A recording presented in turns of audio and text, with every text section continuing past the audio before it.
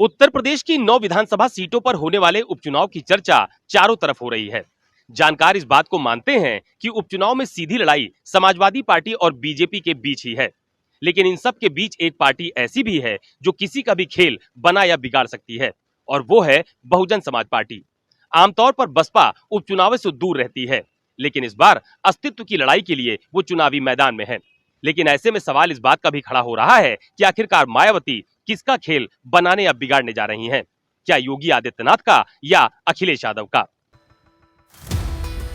दरअसल साल 2007 तक मायावती के साथ उनकी पार्टी में बाबू सिंह कुशवाहा, रामचल राजभर, स्वामी प्रसाद मौर्य और नसीमुद्दीन सिद्दीकी जैसे बड़े नेता शामिल थे, जिनका अपने अपने समाज में अच्छा प्रभाव माना जाता था और एक वोट बैंक पर उनकी पकड़ भी मानी जाती थी।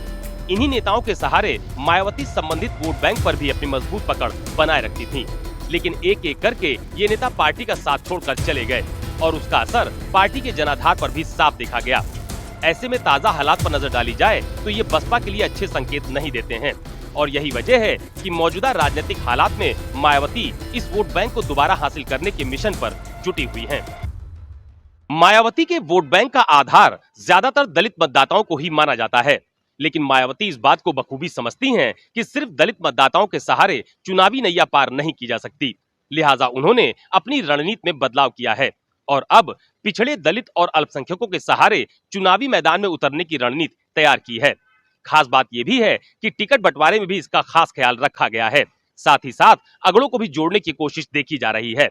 कुल मिलाकर मायावती इस उपचुनाव में कुछ सीटें जीतकर पार्टी को यूपी की सत्ता में जीवंत रखना चाहती हैं।